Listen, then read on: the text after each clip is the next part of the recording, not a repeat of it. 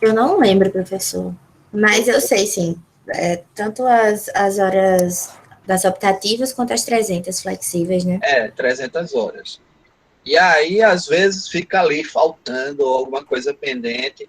E aí, se você tem uma optativa que não vai lhe servir como optativa, tem aquela ideia na resolução que pode usar também como carga horária, né? Então, tem isso, né? Muita gente faz ou dá essa preferência para poder aproveitar essas atividades complementares, né?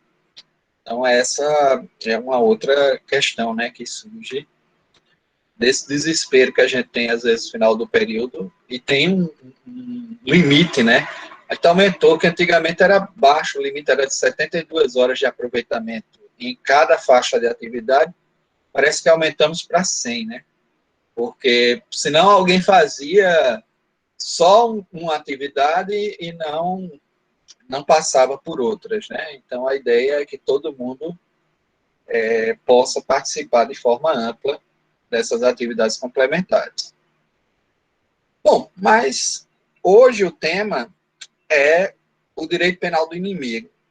A gente discutiu um pouco o que é que Guinter Jacobs, descreve como direito penal do inimigo dentro de uma ótica funcionalista.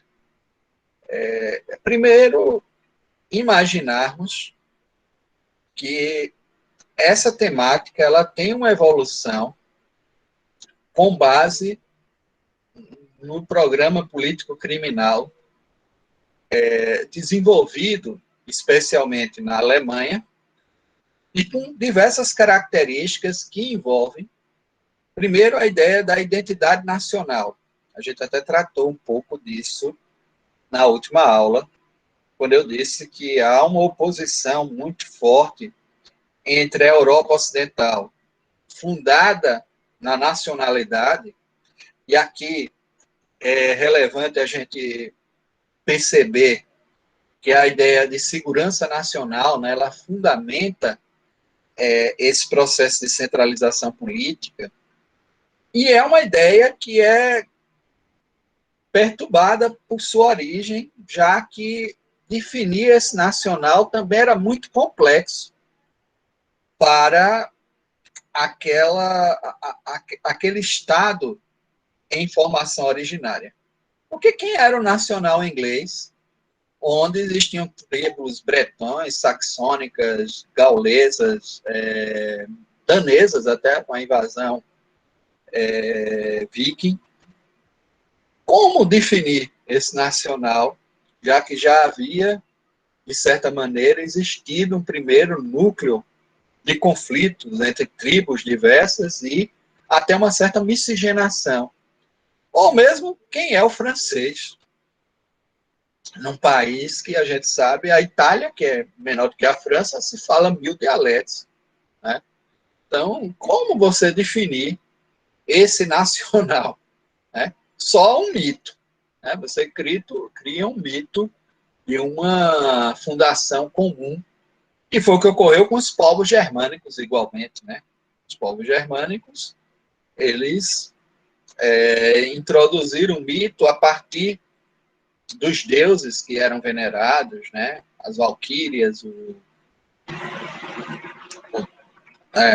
os deuses que tinham até em comum, em alguns os deuses nórdicos, né? Que eles tinham em comum, às vezes até com os daneses, os vikings, e essas referências eram que davam a ideia de uma tradição comum para formar esse mito do nacional. Mas esse nacional internamente não existia.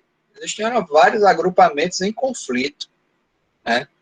E isso foi formado. Mas essa identidade nacional, ela foi formada, ela foi forjada no Ocidente e teve um elo que, na realidade, tinha uma proposta também universal e plurinacional, que era o cristianismo. Né? Mas o cristianismo acabou fundando várias vertentes também, e até formatos distintos de igreja. Você veja a igreja que se forma na Inglaterra, com a ideia da igreja anglicana, que é até uma forma que é uma reforma, né, da própria igreja, uma das bases reformistas, totalmente distinto também do modelo alemão, onde existe também uma cisão, né, com o luteranismo, e do que ocorre em Portugal e Espanha, e do que ocorre na França, e assim por diante. Então, existiam essas bases que foram sendo construídas e que foram dando uma identidade a esses povos. Cada povo assumiu, de certa maneira, a identificação a partir também das suas práticas religiosas, né? E daquilo que eles comungavam. E diante desse fato, cria-se uma teoria que é a teoria dos indivíduos estranhos à comunidade. Isso é até descrito por Hans Welser, né, na ideia de que era necessário se construir uma teoria para esses indivíduos, esses sujeitos estranhos à comunidade. No passado, a igreja tinha um templo rival, que era o islamismo, e isso deu realmente a ela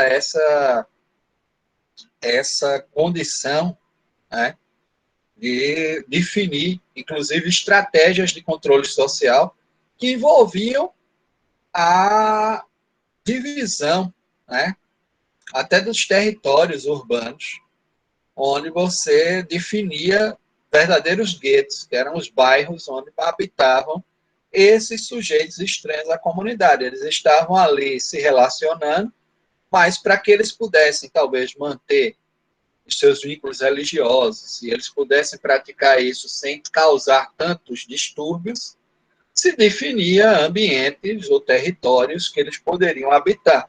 E assim, na Espanha, em Portugal, foi muito comum o fenômeno das chamadas judiarias, mourarias, onde esses sujeitos estavam ali delimitados. Né? Então, a criação das mourarias, a criação das judiarias, que foi uma fórmula comum encontrada. A ideia lá do Hitler, do gueto, já era praticada muito antes, né? Você definir isso como uma estratégia também de proteção do nacional, proteção da identidade, primeiramente a identidade cristã, né? Mas depois essa proteção do nacional contra esses sujeitos estranhos à comunidade. Óbvio que isso acabou se expandindo para os grupos nômades eslavos, né? Que envolve os ciganos do leste europeu, proveniente boa parte deles da Romênia, mas não só da Romênia, né? Então, ciganos também eram grupos estranhos à comunidade, sobre os quais recaíam, né, vários preconceitos, várias lendas, né, que se contava com relação a práticas desviantes e etc. E muitas vezes eram mais estratégias de sobrevivência, né, dessas pessoas. Então, temos essa questão que acabou se aprofundando bastante nesse vislumbre do nacional, né, pelo Ocidente. E aí essas hordas, talvez, de eslavos, ciganos, de pessoas do Islã, né, muçulmanos e judeus, eles sempre foram classificados como elementos estranhos e que, de alguma forma, tinham que ser controlados, tinha que se gerenciar o risco dessa convivência com esses sujeitos estranhos para não perturbar a ordem nacional. Né? E até delimitar a participação política e etc. Né? Então, a gente sabe como é que tudo isso foi sendo construído e funcionando.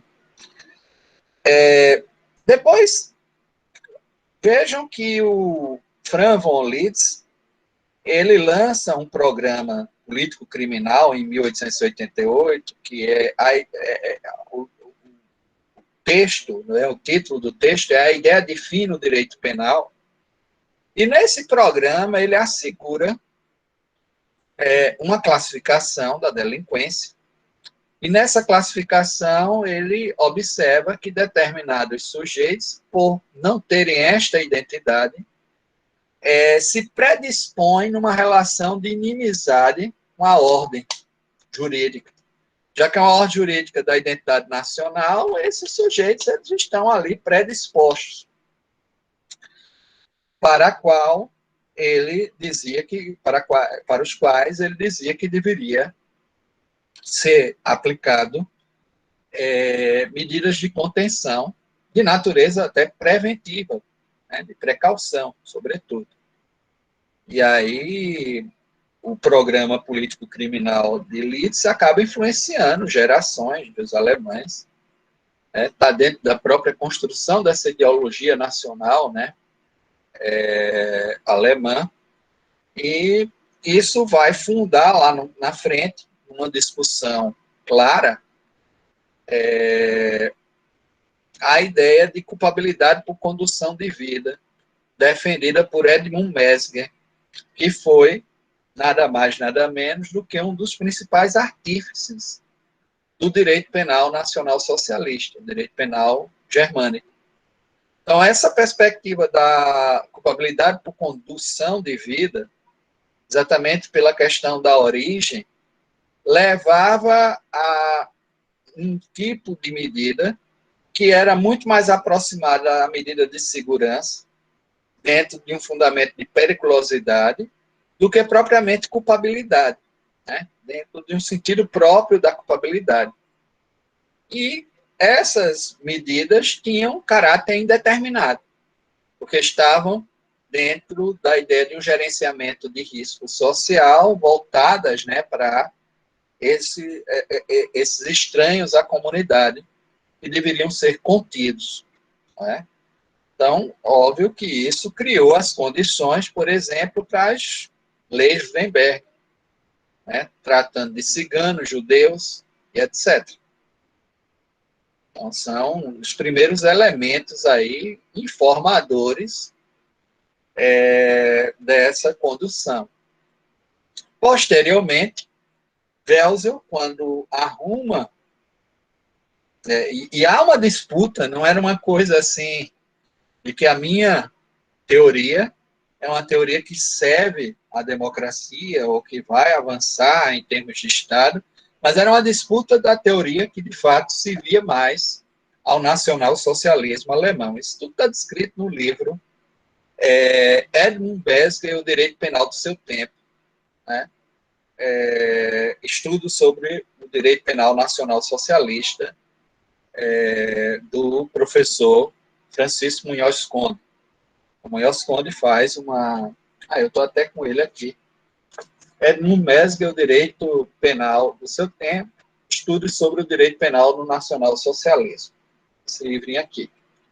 Esse livro foi fundamental para descrever algumas coisas que a gente nem tem ideia de que essa disputa do Welsel com o Edmund Mesmer não foi uma disputa, não foi uma disputa, óbvio que havia na culpabilidade por condução de vida alguns sinões que o Welsel colocou dentro da sua arrumação. A gente lembra que ele tira o dolo e a culpa da culpabilidade, põe no tipo, mas ele deixa a perspectiva da consciência da ilicitude não dentro de uma dimensão, de uma categoria onde ela tinha que ser atual, essa dimensão da forma, de que aquilo que está sendo praticado é um ilícito, é observado no momento em que se age, mas, sobretudo, na perspectiva de que isso é potencial, isso é possível, que era possível ao autor do fato tomar essa consciência, essa ideia da potencial consciência da ilicitude que nós tratamos aqui na matéria de Penal 2. E aí ele coloca que quando essas pessoas têm um reforço que estimula essa ilicitude, que vem, às vezes, de uma identidade de oposição, de uma identidade que está em uma relação de inimizade com aquela ordem jurídica, e por isso reincide, e por isso repete tais fatos, tais ações, eles têm que ser controlados e também sugerem aí uma pena com caráter indeterminado. Veja vocês, né?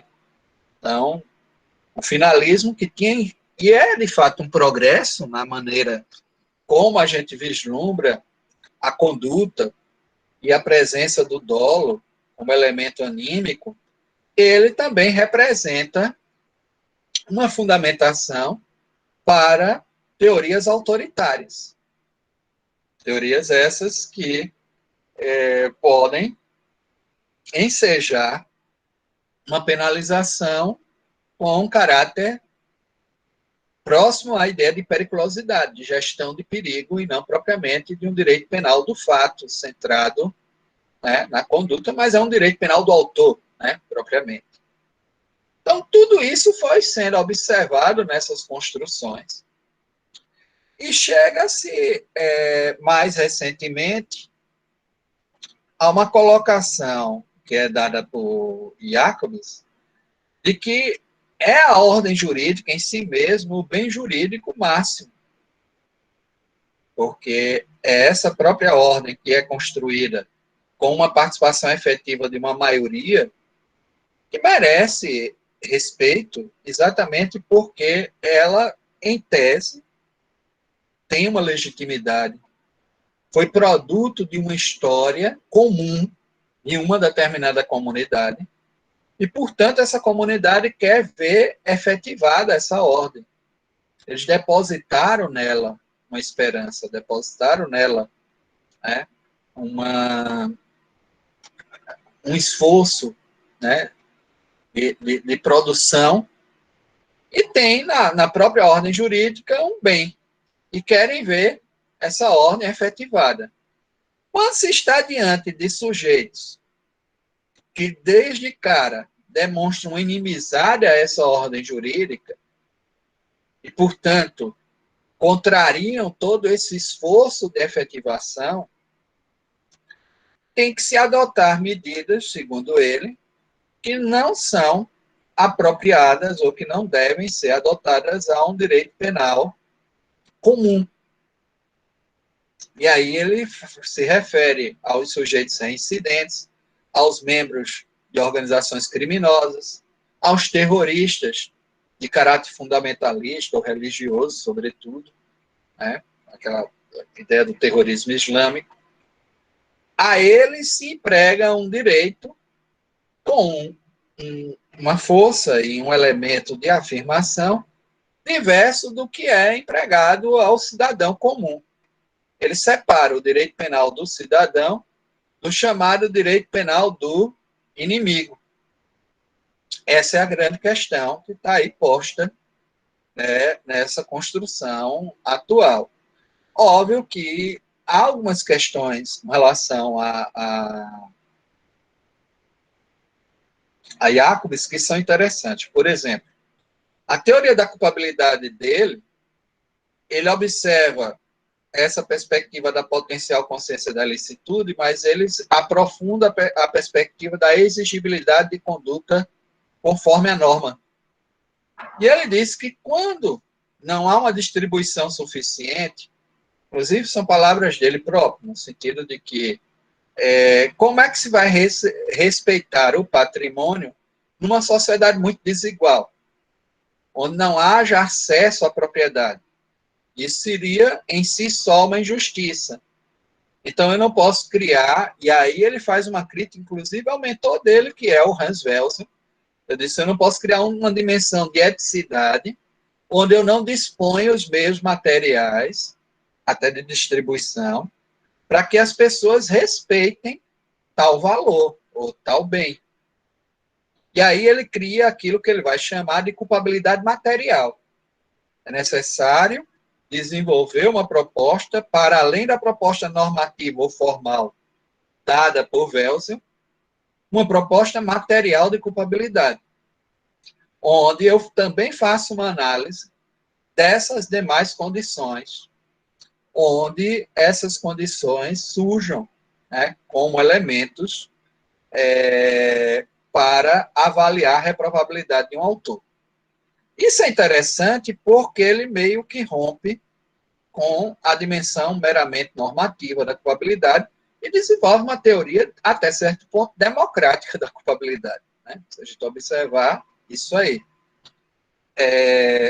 Só que quando ele trabalha o direito penal do inimigo e descreve enquanto uma fórmula de imputação, até eu estou escrevendo aí no artigo, não terminei, mas sobre essa perspectiva da dupla imputação, que está sempre presente também no campo penal, porque a gente tem duas consequências, a gente falou também em teoria da pena, né? Quais são as duas consequências possíveis da prática do crime?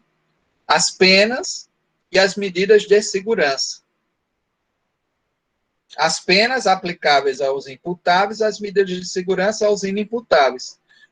Mas hoje há cada vez mais uma tendência a se acentuar a dimensão de segurança e que muitas vezes não tem nem mesmo esse caráter reabilitador, porque não há nessa programação penal, e é outra coisa que é posta aí na perspectiva da ordem jurídica, é quando Jacobs ele acrescenta que isso tem a ver também com uma identidade relacionada ao respeito dos direitos humanos. Por exemplo, e aqui, Larissa, é onde a gente vê uma descrição bem ocidental e hegemônica dos direitos humanos, porque olha o que ele vai falar. Ele vai dizer o seguinte, que diante dessa identidade que merece ser afirmada, e ele vai naquela ideia, não é a ideia funcional do Zaffaroni de por que é que eu tenho que punir o vovô nazista, que participou lá do Holocausto. Para Zaffaroni é para reduzir as oportunidades das pessoas reagirem contra ele de forma violenta, horizontal. E isso não é interessante para o direito penal. Né? Então, tinha essa questão que está aí bem clara, ou seja, redução de danos. Reduzir reações libertárias, reações violentas, né, programadas, muitas vezes, pela ideia de vingança coletiva, vingança horizontal. E aí o Estado assume esse conflito e limita essas outras alternativas aí de reação, que, por vezes, podem ser muito mais violentas do que a proposta da pena do Estado. Ótimo. Mas para o Jacobs, é a afirmação do valor dos direitos humanos. De maneira que não necessita propriamente da pena a ideia de uma reabilitação. Ele até diz, olha, talvez o nazista ele não vai ser mais reabilitado. Ele tem aquela imagem, né? Ele age daquele jeito, mas eu tenho que confirmar essa identidade e respeito aos direitos humanos. Os atiradores do Muro de Berlim, os comunistas que mataram também as pessoas que estavam atrás de atravessar ali o muro, também vão receber essa pena, não porque eles devem ser reabilitados, mas para confirmar a efetividade dos princípios relacionados a essa ordem que respeita os direitos humanos. Essa é a questão que está aí posta por ele. Então, não tem propriamente uma ideia aí de ressocialização, uma ideia pedagógica voltada para aquele sujeito, mas uma ideia de afirmação clara de valor, né, que está aí posto. Daí para se criar aquilo que ele vai chamar como modelo ideal, não quer dizer que efetivamente se empregue ou exista, mas até existe. Depois a gente vai colocar aqui quais são essas práticas, né?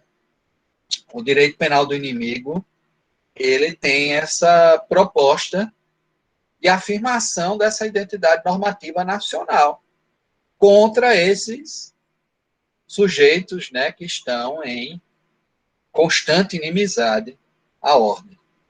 E aí ele inclui, né, os reincidentes, os sujeitos, membros de organizações criminosas, os sujeitos membros de organizações terroristas, que tem por fim realmente uma estratégia política de derrubada do Estado, de oposição, de instalação, né, sei lá, do Estado Islâmico, né, naquela dimensão de um novo sultanato que iria, né. Então, esses sujeitos se colocam numa faixa onde eu devo preservar os direitos humanos porque a todos hoje é reconhecido isso. E aí ele reconhece essa perspectiva, de que a dignidade e tal, mas as medidas, elas não podem ser adotadas nesse sentido da reabilitação, nesse sentido, essas medidas são medidas de incapacitação delinquente, de neutralização delinquente, porque esses sujeitos afirmam uma outra ordem, afirmam uma outra identidade, que é de oposição.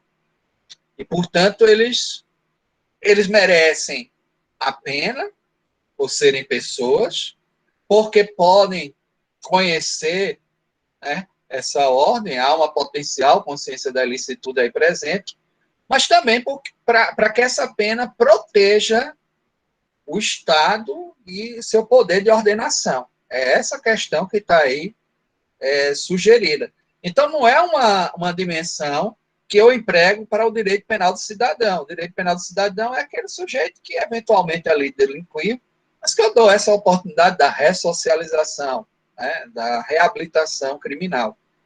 Não é o fato ofertado aí ao direito penal do inimigo.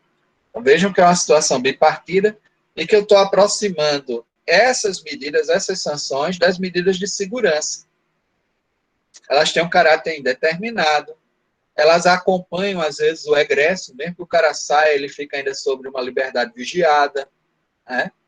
Então, há uma série de fatores. É o que ocorre, por exemplo, na lei anti-terror lá britânica, entendeu, Larissa? Que os meninos são descendentes de pais islâmicos.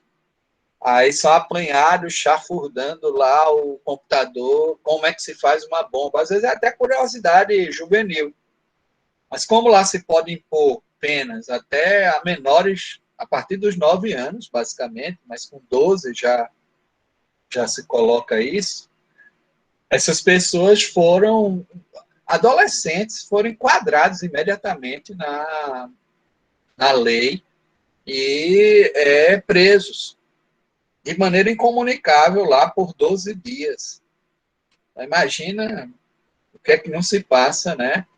Essas famílias não se comunicam com as pessoas, eles não têm direito ao advogado. Isso na Inglaterra, que é um país liberal, avançado, né? Eu estou colocando aqui algumas práticas desse chamado direito penal do inimigo, né? E, mesmo que eles sejam colocados em liberdade, ficarão sob uma liberdade vigiada, sob condições de algo que está gerenciando um risco de maneira indeterminada. Essas são as leis antiterror, né? As leis que se colocam, né? Elas criam uma pena, uma sanção indeterminada. Se a gente observar, essas pessoas estão subordinadas, submetidas a uma medida muito mais extensa do que o que seria a execução da pena propriamente, né? Aquele período de execução da pena. Então, isso tem sido construído, tem se perguntado, e lá existe, por exemplo, no caso italiano, a máfia, os mafiosos, aí existe o carcere duro, que é uma fórmula de execução da pena propriamente para eles, que se aproxima aqui do RDD, que é a sanção que a gente tem, do regime disciplinar diferenciado, que a gente tem para os membros de organizações criminosas que pratiquem algum fato violento, homicídios, ou que participe, integre ou estimule motins, né, dentro das penitenciárias. A gente tem o RDD, o regime disciplinar diferenciado. Mas nós não temos, e aí é fato, né, o professor Luciano Nascimento sempre fala isso, nós não temos um arcabouço, ainda que a gente tenha leis de organização criminosa, com os mecanismos, né, de infiltração, de colaboração premiada, são os mecanismos de prova, os instrumentos que estão presentes na maior parte da legislação de outros países. Nós não temos um direito penal do inimigo, né?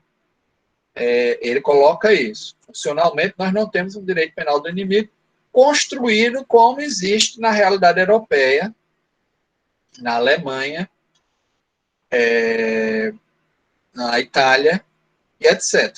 Mas isso não quer dizer que a gente não tenha subjetividades que nós atuamos contra elas como se fossem inimigas, né?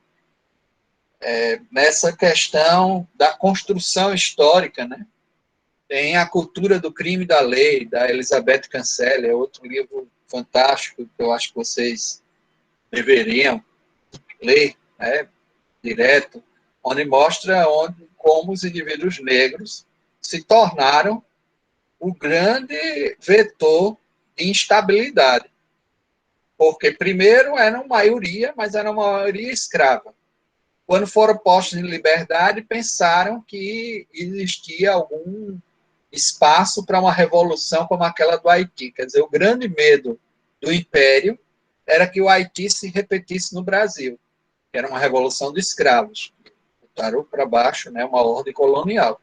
E enfrentaram a uma das grandes potências daquele momento, que era a França, e derrotaram, né? Então, eles tinham medo que isso se repetisse aqui no Brasil, e de alguma forma era necessário dois movimentos, um movimento de contenção dessas populações escravas, e aí existe um primeiro elemento de esvaziamento urbano, e é por isso que há aquilo que a gente chama de higienismo, né, para jogar essas populações para campos mais distantes, como de embranquecimento da nossa população. Então, é feito todo um movimento também nesse sentido, né, de trazer imigrantes europeus, de aqui disputarem esse espaço para que esses sujeitos negros acabassem. Até existia o sonho de que haveria um embranquecimento da população ao longo dos anos, coisa que nunca se revelou propriamente, colocado por Klaus Bevilacqua, por Nina Rodrigues.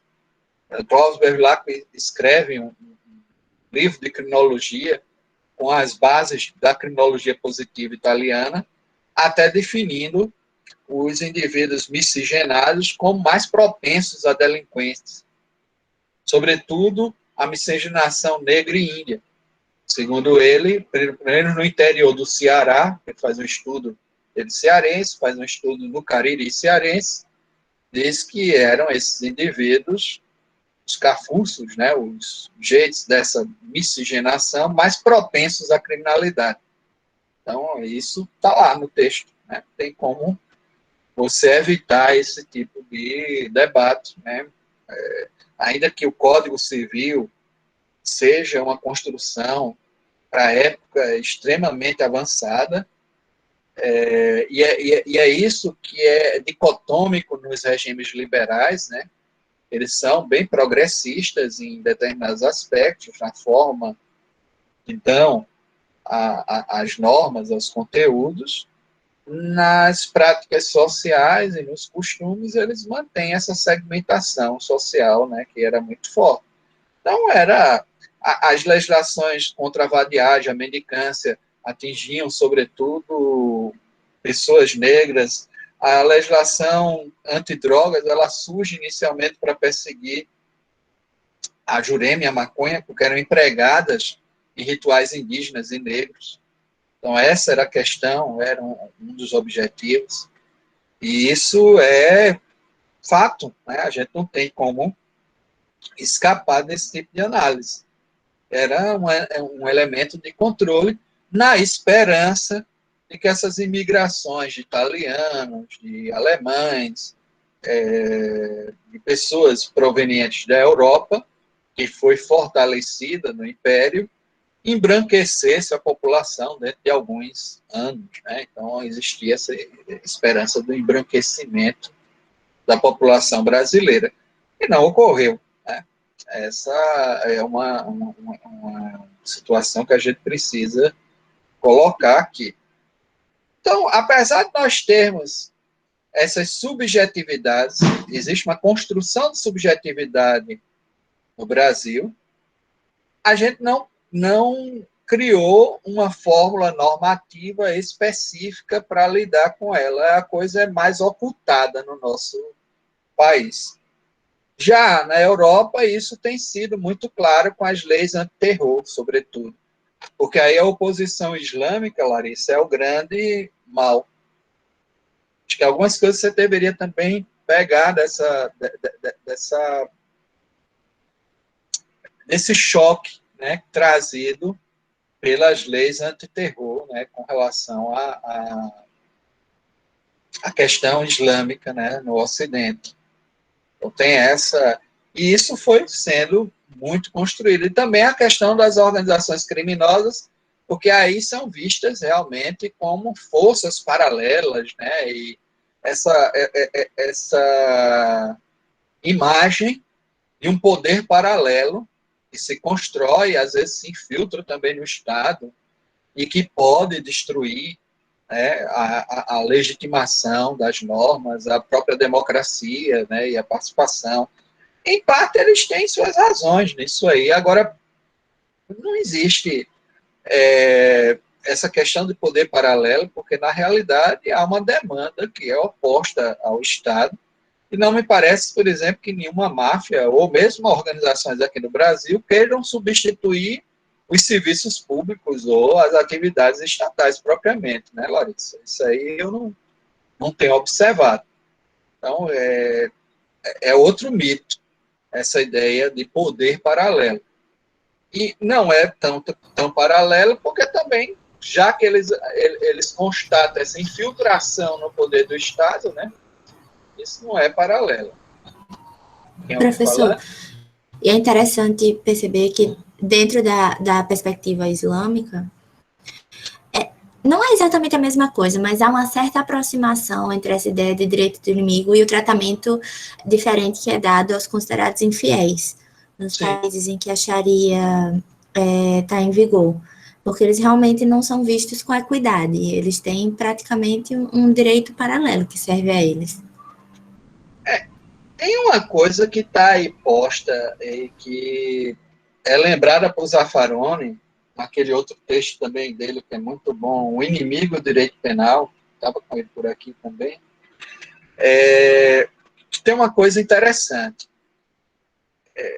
Schmitt, né, o Carl Schmitt, que é o articulador talvez máximo, a gente não tem ideia da influência que o Schmitt teve na ordenação nacional socialista, né?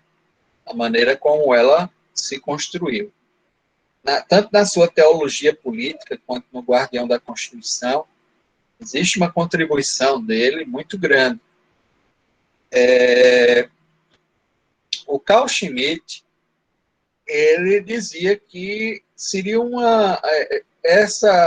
ele se opunha ao direito internacional dos direitos humanos, porque ele dizia que isso iria acabar criando uma cidadania universal, e aí eu não ia poder definir inimigos. E tirar do Estado o poder de definição do inimigo é levá-lo a renunciar à sua soberania. Olha que coisa forte, né? Então, se o Estado não pode definir quem é seu inimigo, ele renuncia à sua soberania. Existe uma renúncia à soberania, né? E é por isso que essa ordem internacional que se põe fazendo... Ele até dizia, a ordem internacional é para cooperação entre Estados e tudo, não devia se dirigir a pessoas singulares. Mas realmente há uma ordem internacional que se constrói há um século, né, mais ou menos, que tem buscado trazer a pessoa como sujeito do direito internacional. Até então, sujeitos do direito internacional eram apenas os Estados. Quando você cria um direito internacional de direitos humanos em uma convenção, uma Declaração Universal dos Direitos Humanos, você dá a essas pessoas essa perspectiva de sujeitos de direito. E aí cria realmente essa ideia de cidadania universal. E como ele dizia que internamente não caberia a um Estado definir um cidadão como inimigo, é até interessante, porque me parece que muitas vezes a gente atua nas nossas práticas tratando nossos cidadãos como inimigos, né, Larissa? Mas nem os nazistas queriam assumir isso, né? Disse, não, internamente, cidadãos são cidadãos. Mas eu não posso ter uma limitação desse poder de definir os inimigos, esses indivíduos estranhos à comunidade, porque senão eu renuncio soberania. Era essa a questão. E aí os direitos humanos estão criando uma cidadania universal. Olha que coisa que se coloca, né, dentro... E isso é um dos fundamentos para a Constituição desse direito penal do inimigo também. Essa ideia de que soberanias não poderiam renunciar a essa definição do inimigo. Elas deveriam definir esse inimigo, elas teriam essa característica de, digamos assim, se opor, né, e colocar isso claramente. Então, ele tinha até uma outra coisa que eles sempre faziam essa crítica, disse que quem quer essa internacionalização dos direitos são os comunistas. Essa turma lá da União das Repúblicas, né, socialista soviética. Essa é outra coisa da oposição, porque realmente há uma proposta internacional que é posta pelo movimento comunista, que era numa cooperação operária internacional, exatamente para se opor a um movimento que eles viam que era do capitalismo na sua globalização, na sua internacionalização. Então, também os operários deveriam criar uma rede internacional e aí se reconhecerem como sujeitos que tinham demandas em comum. E isso meio que ultrapassa essa ideia da identidade nacional. Era por isso que era tão importante fixar a ideia de segurança nacional, porque comunista não tem pátria, né?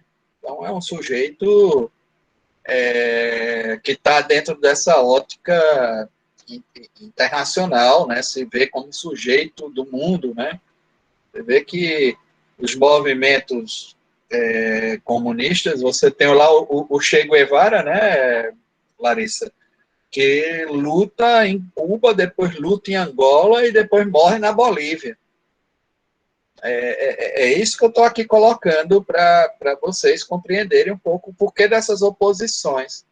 Então, se eu criar uma ideia de cidadania universal, eu vou dar guarida e proteger esse tipo de movimento, de uma pessoa que acha que tem o direito de libertar os povos ou de lutar de forma universal e ele vai ser reconhecido aí como sujeito de direito.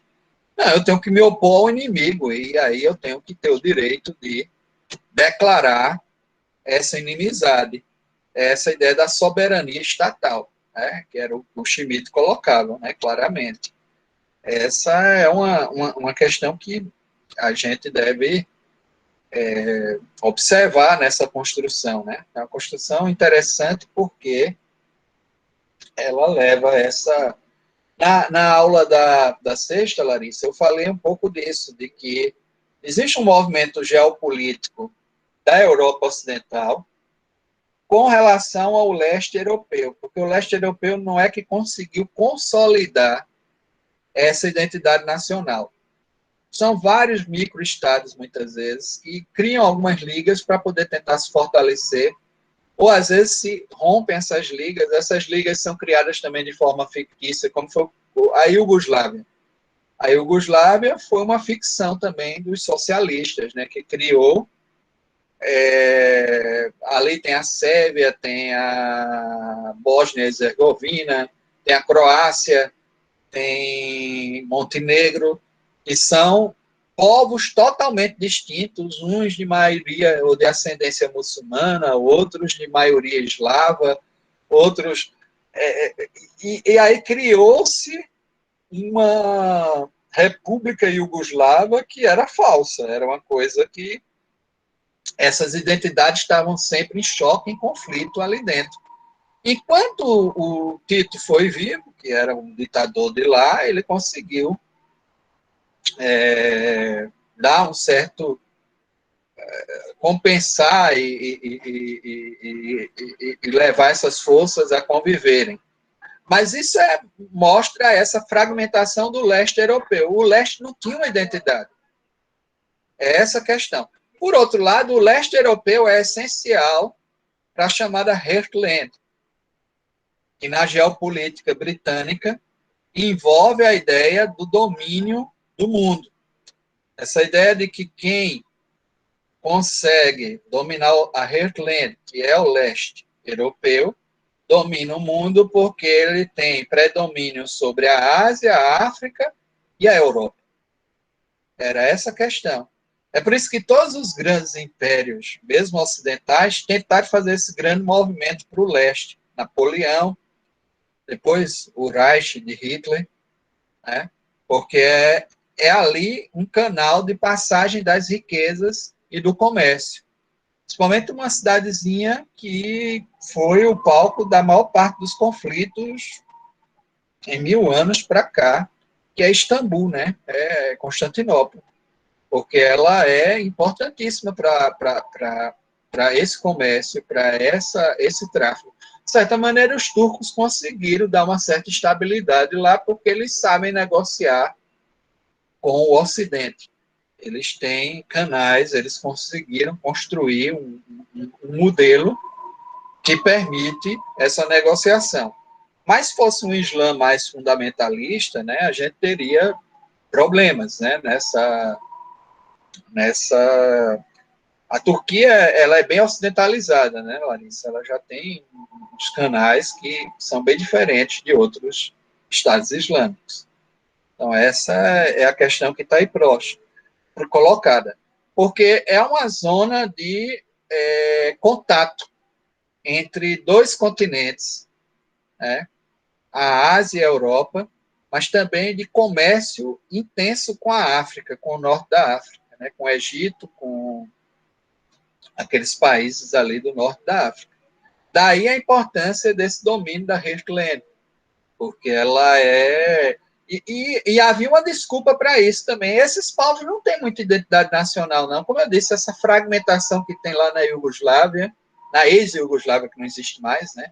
Que hoje são várias repúblicas separadas, e mesmo a Checoslováquia, que tem a República Checa, a Eslovaca, mas que também é um conjunto, um arcabouço de povos eslavos. A Romênia, não se pode dizer, a Transilvânia, a Moldávia, são povos distintos, com costumes distintos. Então, era isso que o Ocidente observava. Esse povo não tem uma identidade, né?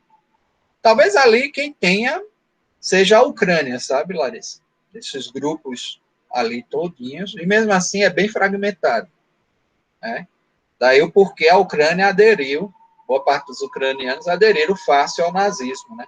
Essa perspectiva do nacionalismo, da proteção, de uma segurança nacional, e também por conta do domínio soviético, né? Anos antes da invasão soviética, da invasão nazista, houve uma invasão soviética que foi bem opressora também, né? A gente tem que considerar que na década de 30, tanto que, se você pega a história dos Einsatzgruppen, que eram os grupos de extermínio, boa parte daquele aprendizado veio da forma como o exército soviético atuava. O Sardinpex não foi uma invenção nazista, ela já estava presente na forma stalinista de lidar com os seus opositores, que abria valas comuns para matar 5, 6 mil pessoas assim, uma vez só. E aí os nazistas usaram isso contra os judeus, né? Então aprenderam. E óbvio que os ucranianos que viram passaram um pouco essas informações de como passa isso, bota numa vala comum, passa o trator por cima e escondeu, ocultou os corpos, ocultou o cadáver, é como se nada tivesse ocorrido, né? Então, essa questão que a gente não pode esquecer. Então, há um aprendizado do mal, né, que é aí produzido, né, nesses conflitos. Mas o que eu queria colocar é isso, essa construção do direito penal do inimigo começa lá com o Mesger, na ideia, começa com o Franz von Liszt, com essa ideia de uma política criminal que levasse a uma incapacitação delinquente de certos sujeitos, já dentro de uma perspectiva clara de direito penal do autor, passa por Mesg na ideia da culpabilidade por condução de vida, passa pelo próprio Wells na perspectiva da potencial consciência da ilicitude, que aí cria a hipótese, né, de que esses sujeitos não é que perderam ou que não estão aptos à referência normativa, é porque eles não querem mesmo, e aí ao não quererem, aí eles merecem outros tipos de medidas, que são medidas até de caráter de contenção, propriamente, até chegar na descrição final do Jacobs, que, como ele disse, é um tipo ideal, que ainda está em construção, mas só o fato de você tornar isso plausível e romper com o chamado direito penal do cidadão, criando um modelo bipartido de imputação, levando em consideração que há uma tendência ao autoritarismo muito grande por parte dos operadores das normas penais, a gente sabe que isso vai desembocar, né, em fórmulas ou reações bem autoritárias, se for assim mantido, né, dentro dessa perspectiva de uma legislação de combate, né, propriamente a esses sujeitos que são considerados perigosos. Bom, Larissa tem alguma coisa para falar? Quer Não, professor, eu perguntar? acho que esse tema é legal de ser o último a ser tratado na cadeira de Penal 2, né? Porque meio que bota as coisas que o pessoal viu no Código Penal em perspectiva, assim, uma visão um pouquinho macro de como isso pode se dar na realidade. Eu acho bem Isso é uma interessante. visão mais de política criminal, mas é dessa perspectiva. Uma coisa é a pena, que tem aquele sentido da ressocialização, da reabilitação e tudo. Outra coisa são essas medidas de segurança, que eu não estou aplicando a um inimputável propriamente, mas que eu estou dirigindo aos sujeitos que eu considero perigosos. É essa a questão do direito penal do inimigo, né? E óbvio que a gente não tem, porque a gente não tem uma diferenciação da pena, a gente continua aplicando a pena. Mas à medida que eu for criando essas medidas indeterminadas, eu posso dizer que a Itália tem, porque a Itália mantém pena perpétua. Para mafioso é pena perpétua, é ergasto. Então é uma medida indeterminada. Eu posso dizer que a Alemanha tem, porque ela mantém as pessoas que forem acusadas de terrorismo, ou a Inglaterra, sob uma liberdade vigiada também de forma eterna, né? Ou seja, é como saísse, mas está sempre sob a desconfiança. Na primeira suspeição, volta lá para dentro, né? O cara volta. Então, são coisas que nós ainda não construímos no Brasil, mas não estamos distantes, não. Pode ser que a gente construa. É essa questão. Assim, subjetividades para serem consideradas inimigas, a gente sempre teve. Né? Aqui no Brasil, como eu disse, os negros, né? Esses grupos dessas organizações, membros dessas organizações criminosas, né? Isso a gente tem, mas a gente não construiu essas medidas assemelhadas a medidas de segurança. Mas existem promessas, né? O pessoal sempre dizendo que tem que criar critérios mais indeterminados, porque precisa vigiar essas pessoas, a vigilância aí é permanente, etc. Né? E o fundamento não seria da culpabilidade, mas da periculosidade, né, para aplicar essas medidas. Alguém tem mais alguma coisa para perguntar? Ou...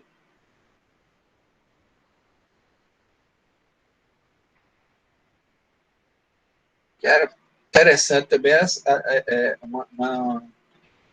uma fórmula, né, de discussão aí do tema. Bom, pessoal, dentro dessa temática, eu achei também interessante, exatamente por isso, que resgata um pouco a ideia da culpabilidade, resgata as funções da pena, essa função própria aí, perde o sentido da ideia de ressocialização, e você tem só a perspectiva da neutralização do delinquente, da incapacitação, né, propriamente. E aí pode se dar a título, a fundo perdido, né, essa questão que está aí posta. Veja, que é uma afirmação da identidade, da ordem jurídica, a gente não tem como negar, e que Jacobs tem uma certa razão quando coloca isso. Algumas vezes o próprio bem jurídico é a ordem jurídica que está lá posta. E principalmente quando a gente se compromete com os direitos humanos. Aí ele vai construindo isso de forma bem a levar a gente a aderir, né, quase a isso, e a determinados elementos que parecem ir por uma linha democrática, mas aí chega a essa solução que cria uma segmentação, e sabendo como o direito penal é seletivo, a gente sabe que há uma tendência a que as subjetividades consideradas inimigas ou consideradas estranhas, às vezes nem pelo fato, mas por uma medida de precaução, acabem inseridas nesse contexto desse outro modelo de norma penal, e a gente perca, né, as condições do chamado direito penal liberal.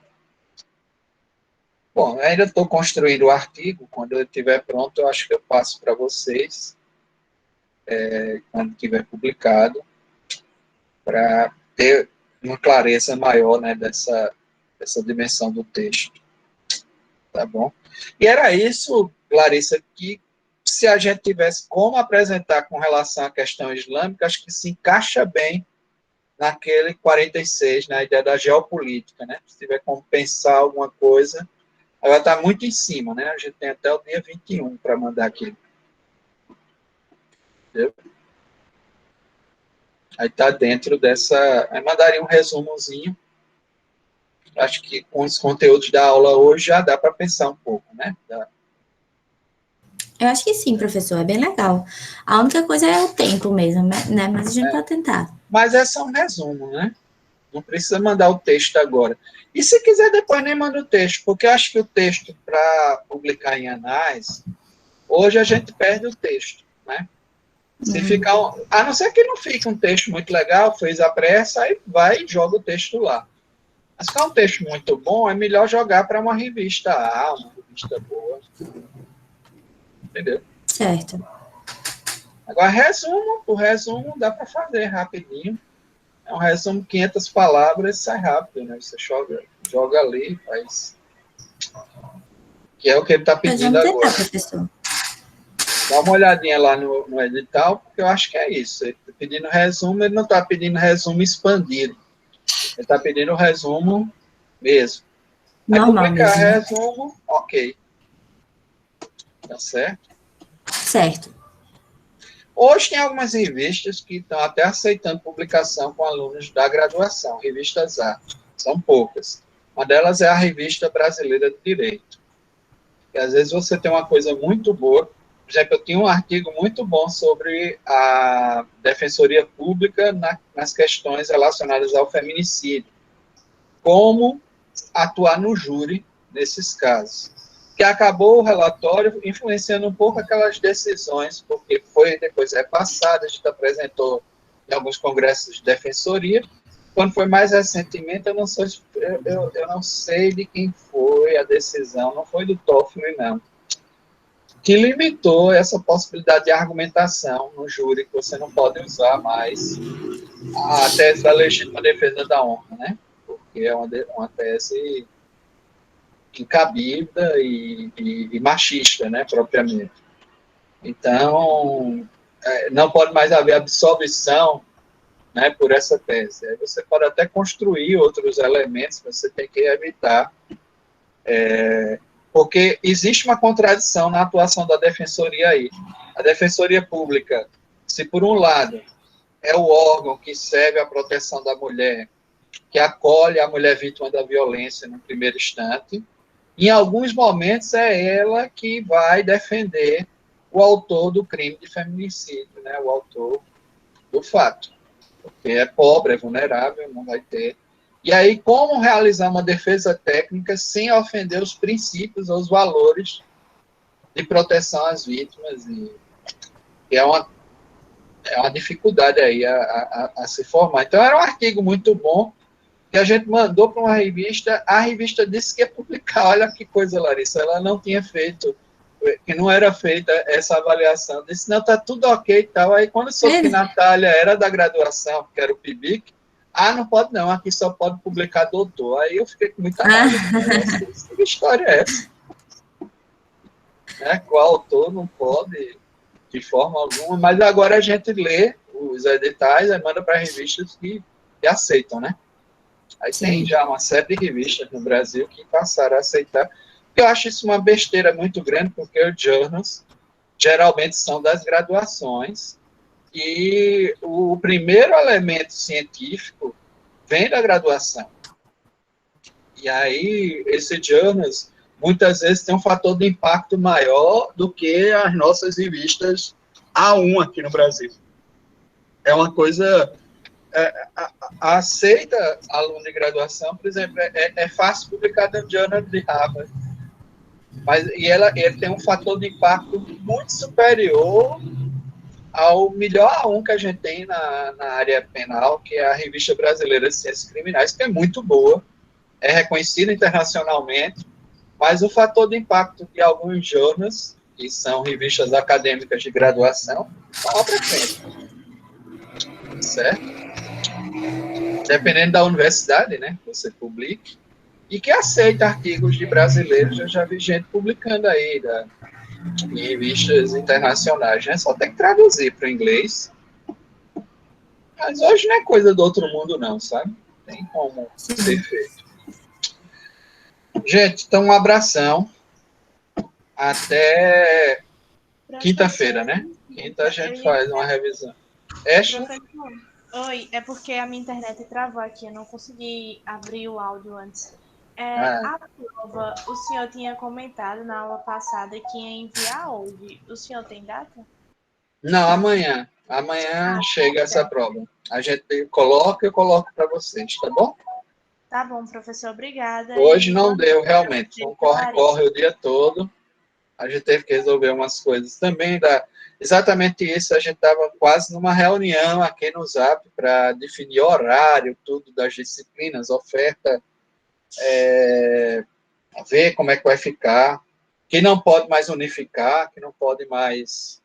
Eu acho justo, eu não tenho nenhum... desde o início nunca tive nenhum problema. Agora, achava que essa maneira conseguia alcançar mais pessoas, né, e a gente conseguir atender melhor.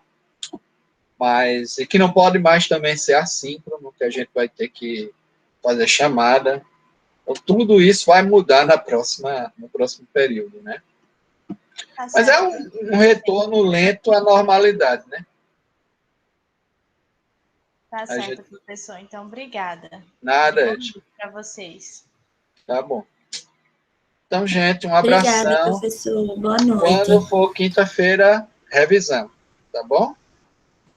Eu mando para o senhor amanhã ou no máximo quarto o questionário, para você dar uma olhada, tá bom, professor? Eu dou uma olhada. Aí quinta a gente faz essa revisãozinha e termina essa primeira fase. A partir daí, só acompanhamento das provas tá bom? Certo. Combinado. Um abraço. Tchau. Tchau. Boa noite. Boa noite. Tchau.